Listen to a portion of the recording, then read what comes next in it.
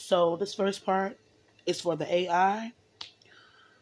I'm a black female, so I need you to get that part right for the summary. And this video might be about a couple different subjects, but sometimes it's hard to take advice from people who have more privilege and always had certain privileges. Like they never really had to beg for it. Like, um, I don't know, just, and this is just one example. Walking into a room and being greeted with positive energy because they look a particular way. You know what I'm saying? Uh, the privilege of not having other black people give them problems and have a disdain or be biased or hateful by default. You know what I'm saying? Like it's again, we're all privileged in different areas in certain aspects, but sometimes it'd be hard to listen to people, you know, as particularly in this case of African descent on this side of my hand, who don't know what it feels like to, I don't know, feel like you gotta prove yourself to your community. Like you gotta sacrifice so much that you have going on to so you could be wanted, so you could be loved, so you can actually feel like you have a community that or a tribe. And then it's just like, first of all, everybody has a right to fall in love with whoever they want to, or everybody have a right to their preference, right? But when I think about certain brothers who don't really know me, or they hate certain things, like the way I react, the way in which I react to uh things like colorism, for example, or the way in which I might have criticized the lack of representation for certain types of black women, right? It's something else bigger going on with how emotionally invested some of these dudes are. And then I look at a lot of their partners and it's just like, it's hard not to think that there's not some type of like connection, you know what I mean? Especially if the powers that be, if and when the powers that be have been trying to make it seem like I'm just Superman hateful towards uh black males in general who have certain preferences. And like I want to see them crash and burn or whatever. And I personally believe this is nothing nobody's going to tell me. It may have something to do with certain black men that I dealt with romantically in the past. And the irony is, I was dealing with somebody, well, not very long ago, who decided to holler at somebody who looked nothing like me and wasn't black. I didn't trip about it. Like I didn't trip when I was in another relationship years ago. Not so much so because they were non-black. You know what I mean? So it kind of makes sense when I see a whole bunch of brothers that, for the most part, a lot of them happen to be with women who look nothing like me, or maybe they are of the African diaspora, but they're not a foundational black American woman. And they may not be from this tribe, excuse me. Because I'm like, yeah, like some of them are very, very emotionally invested in my life. And I had to wonder, because when I see what a lot of them have been okay with, brothers getting away with for over the years, and what they're willing to tolerate from certain brothers and what they're willing to let go under the radar. That's how you know it's something else going on. It's something else bigger at play here. Again, this is nothing nobody gonna come out and tell me. But it was never the case like, oh, you just say what you will, about me and and maybe the not so politically correct ways I may have reacted to things and the immature ways I may have reacted. Right? Say what you will. At least that one particular ex that I'm referring to in this case, whose last partner was not black, because they have a lot of baby mothers who are black. Right? Why can't it really just be that this person was abusive towards me, and not just me, and still was sexually aggressive and has a history of being that way to black girls and women? Why does it have to be that I wanted him to fall, and I wanted everything to I wanted all these terrible things to happen to people, his family or whatever, people he know, because the last baby mother was not black? Why can't it just be that, he treated me bad, he was abusive, he was this and that, and even still, once I started to realize what people might have been going through, and I'm looking at, messed up things that's happened in my own circle, my own community and family. I mean, I would have never wanted that, because that's very, very extreme. Like that's doing way too much. But this idea that I would have wanted terrible things to happen to certain people and who they dealing with, strictly because who they're dealing with either might be mixed or she's not black at all. Like, and that's bull crap. And I'm not letting people put that on me. Also interesting, this world, what I've observed, looking at a lot of these guys' background and how quick a lot of them tend to be prone to react in a way that's violent. It's like everybody and their mama could be, what's the word? When people take matters into their own hands. Everybody could be a vigilante, except for me. This is not to say that I wanted to be a vigilante. But it just seems like everybody, especially men, are able to be vigilantes. And their society is okay with them being a vigilante and resorting to extreme acts of violence and cruelty just because of something verbal. Meanwhile, somebody can mess up your sexual reproductive health and joke about it. Somebody could choke you out, punch you in the head. You know what I'm saying? Steal from you, cheat on you. They can do all these things, and it goes beyond something that was verbal. And not only will people still humanize them and see their humanity, but let's just say if they resort to extreme acts of cruelty and vigilantism, and they just they decide to be a vigilante, people will excuse me. They will excuse it. Excuse me. They'll come up with all these excuses.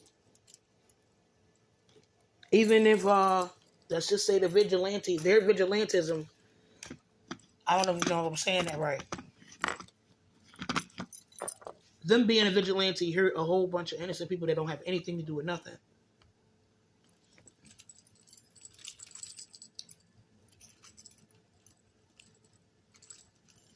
When I hear people talking about evil That's what comes to mind. Like, you're so angry over something that's old and really insignificant that you don't care how many casualties of war get caught in the crossfire, regardless of whether or not they're related to the person that you hate to death.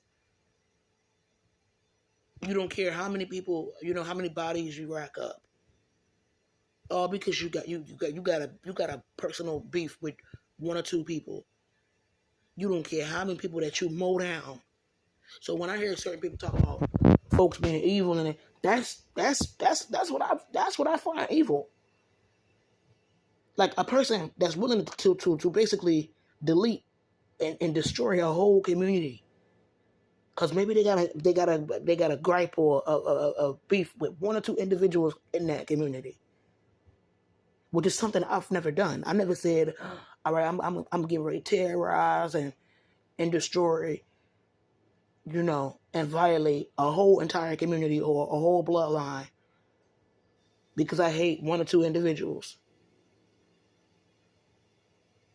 And then also, it's hard to take certain people serious when they're criticizing certain elements of my life, not only because they're speaking from extreme privilege, but they pick and choose what to speak on. Like, how could I say this in a way that it makes sense? Like, okay, certain dudes having this strange obsession with men that I deal with, when under 100% normal circumstances, without alphabet people involved in my relationships and my connections with people, a lot of the problems that I have with people, I would never have them. So it's kind of intellectually disingenuous to start criticizing certain elements of my relationship and my connection to people because this is not organic. And when I say it's not organic, I mean there are folks pulling strings and throwing monkey wrenches here and there. Whether it be you and your partner is trying to handle business economically, financially, whatever it is. But your partner got to worry about gang stalking at work. You know what I'm saying? Or certain things you didn't tell your partner that's not, it's not a threat to them because you're careful about certain things, right? And legally, you live in a state where legally, like, you have that right and you have that prerogative to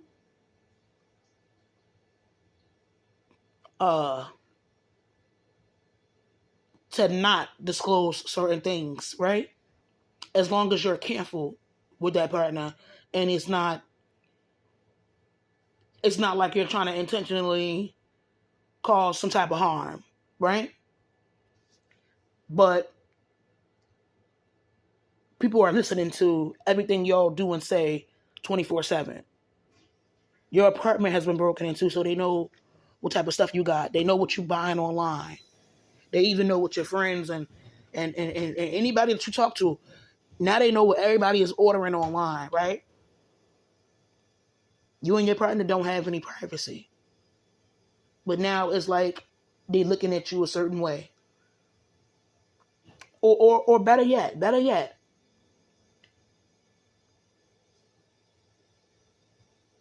you have other guys who have things going for themselves.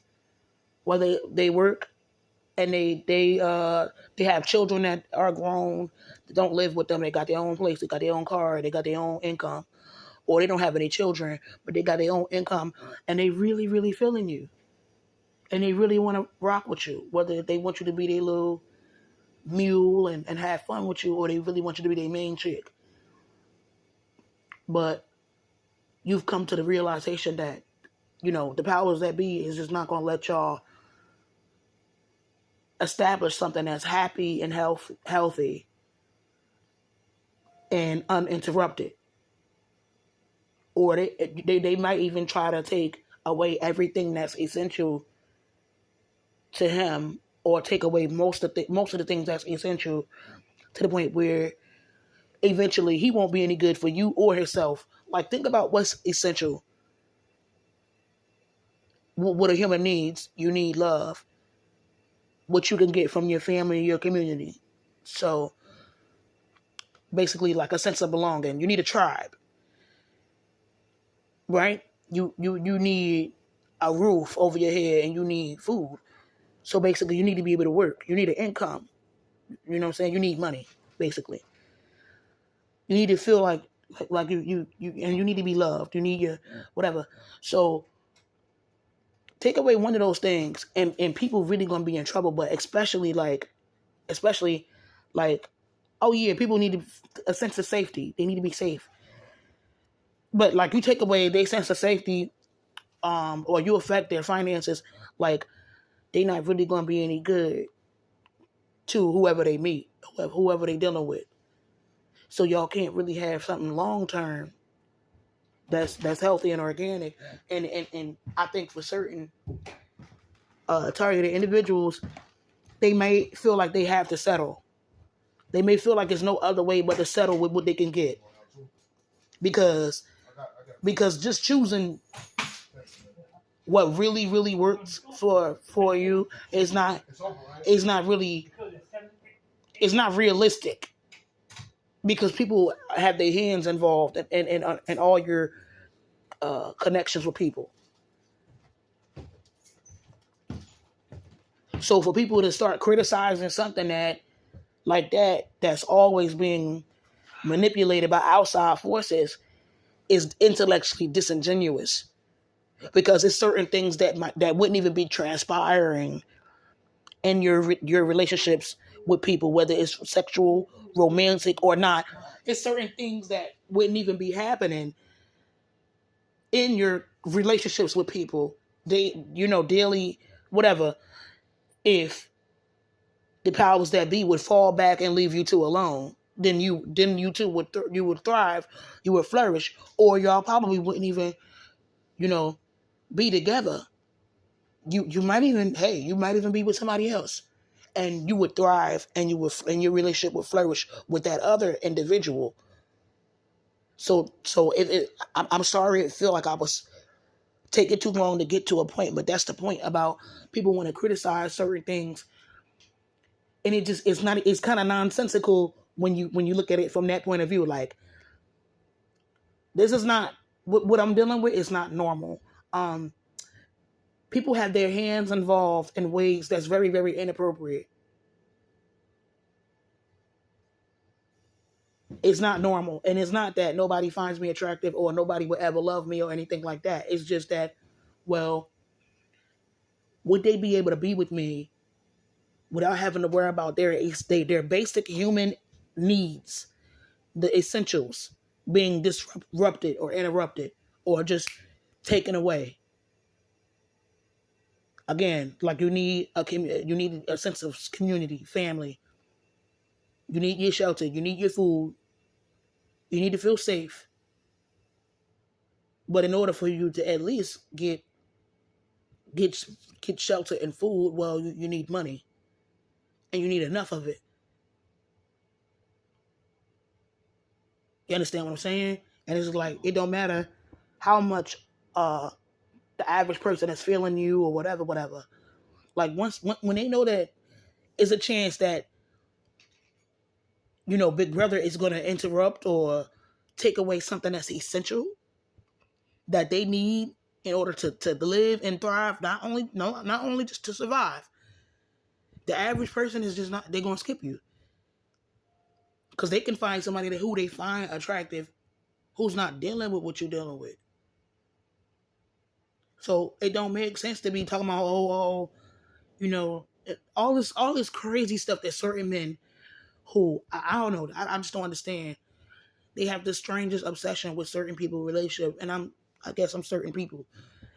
When you hear them criticizing stuff or making indirect videos that's not really for me, but for who I'm talking to, Well, really, I'm the only person on my. First of all, I'm the only one on my channel.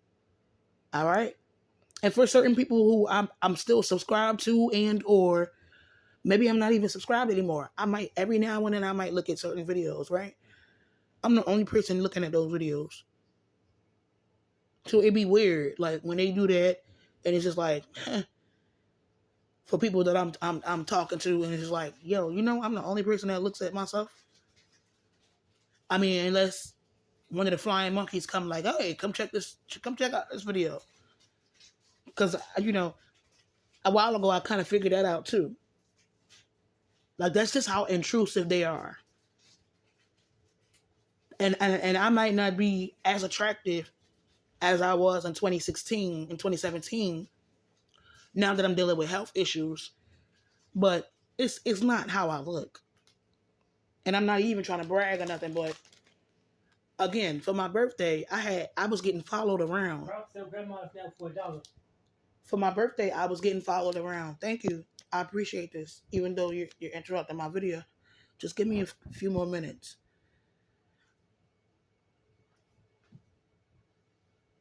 And it's proof that every black woman from this tribe does not have to be a video vixen. That's another thing. Certain privileged brothers, like apparently, every black woman from this tribe has to be a video vixen in order to be worthy of a man even liking her, a man who isn't a sexual deviant, a man who isn't physically abusive. Like if you're not, if you from that tribe, high cheekbones, whatever, I'm saying. And another thing I don't get with certain privileged people who never had to beg and ask for representation and things like that, they throwing that word narcissist around very loosely. When things like representation, whether it be for black men, for mixed females, whatever it is, these are things that the black community just give y'all. You don't have to ask for it. You don't have to ask for a dark-skinned Aunt Viv. And I'm not, listen, I don't know the woman. We never talked. We're not affiliated. But some of the things that I've been speaking about, it's certain privileged black people that can't stand me. You never had to ask for these things. So to turn around and try to insinuate that somebody's a narcissist is interesting. And they say keep it real, or whatever. But sometimes when you got to go to work and school, you can't always say how you feel. Like if you really don't want to be there, or let's just say you got an assignment that requires you to get up and recite something that you had to read. Maybe you have to recite something from Edgar Allan Poe, one of his poems. And you got stage fright. And you got, what is it called?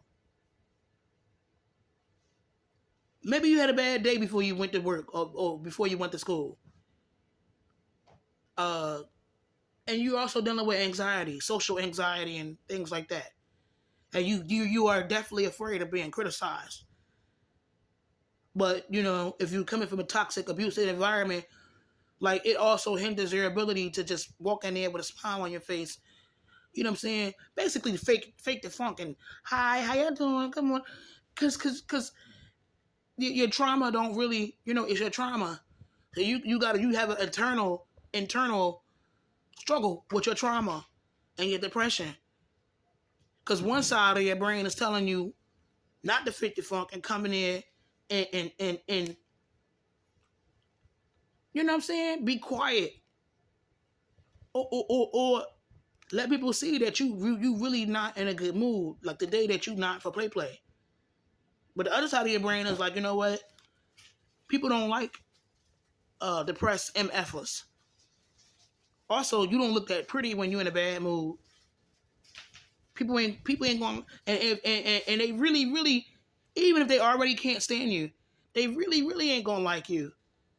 You know what I'm saying? If you don't come in here kissing people behind and smiling. Or if you stand out like a sore thumb. So what do? You try to blend in. You try to push through. And to certain people who never had any intentions on welcoming you, into their circle or supporting you at the same level of intensity, you understand what I'm saying? It may come off like you being fake, but you got to get through this poem. You know what I mean? You got to get as much as you don't like being put on blast in the spotlight. Your social anxiety, even if you have a flashback that somebody might be touching you inappropriately, even though they're not there, but it's part of the territory. It goes with the PTSD. This ain't nobody trying to be no victim right now. So you having dirty flashbacks. Nobody knows that you have these flashbacks. You in a bad mood. Maybe you got into an argument earlier and the energy is off. Like, so you got to act normal and your energy is off. And everything bad that happened to you is on a loop. But you got to go in there and you can't show that to people. You can't show how you really feel. You can't say how you really feel. Because you might end up getting into a fight with somebody, or if you at work, you're going to lose that job. Come on now. Even when it comes to people being mentally ill and having low self-esteem, I think society wants most people to be that way. Society wants most people to be insecure and never question nothing and never ask for anything to change. That also goes for representation. Even the dominant white society, they know that the way people, especially young people, they understand the way that you see yourself matters. And I don't have a problem with white Jesus, but why do you think he looks white most of the time? But from my knowledge and understanding, the Bible says he has skin of bronze. Isn't he from the Middle East?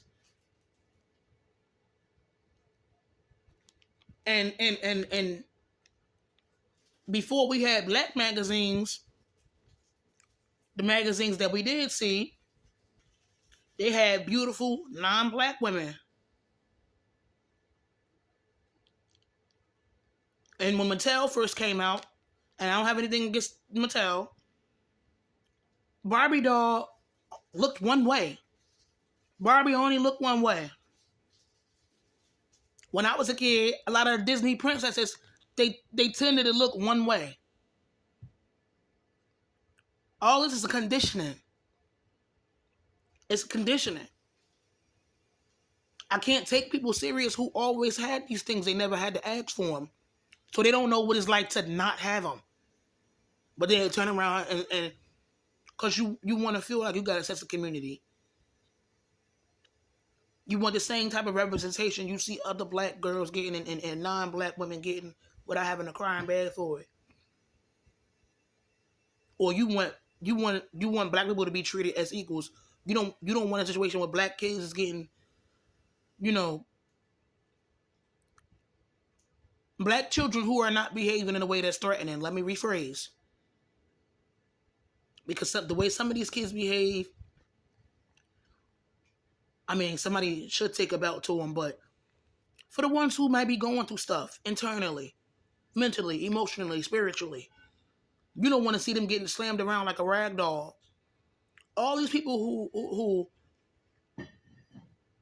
generally got these things, right? Without having to cry and beg for them, will turn around and call you a narcissist.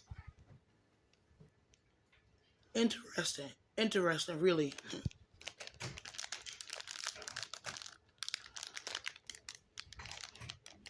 Or they want to criticize certain elements of a person's relationship when y'all TIs.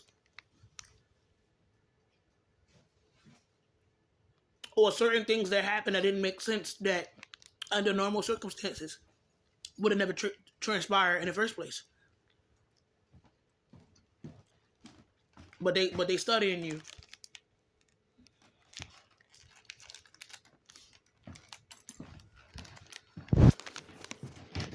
Anyway, I don't want to, go on and on right now.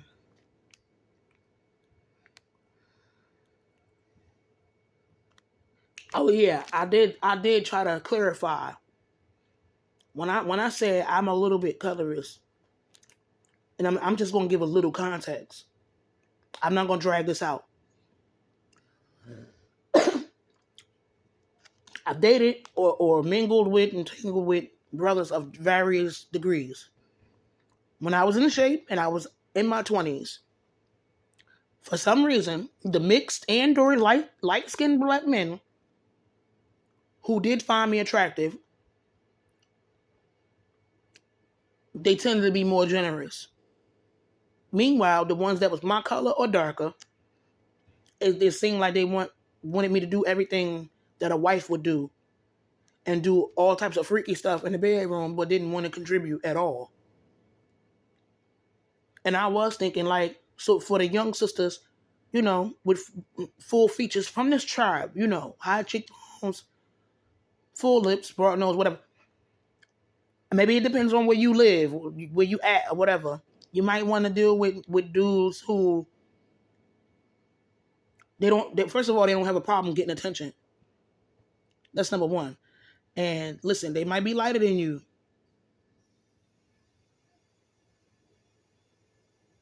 You understand what I'm saying?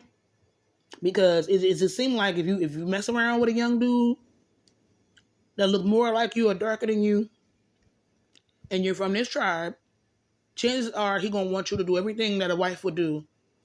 Cook for him, do this, do that, do everything in the bedroom that he like. But well, if you ever need help with your phone bill or PSNG or whatever, or listen, if you need help with him buying the groceries that you bought so you could cook for both of y'all, right? You could cancel that. You could forget about it. Now, I can't speak for every black girl or every dark-skinned woman that's full featured. I can only speak for myself. And this was when I had my military body. For some reason, like, it was the mixed dudes, the lighter dudes. Even if they wasn't mixed, they was light-skinned. Like, they were willing to do more for me. So that's another reason why I said I tend to gravitate more to them. And this is like before the targeted individual stuff. Now I'm just, honest to God, I've been in survival mode the past few years. I have. I've been in survival mode. Again, anybody who's been praying for my peoples, my community, or even me and my family and my community, thank you. Thank you. I can't thank you guys enough.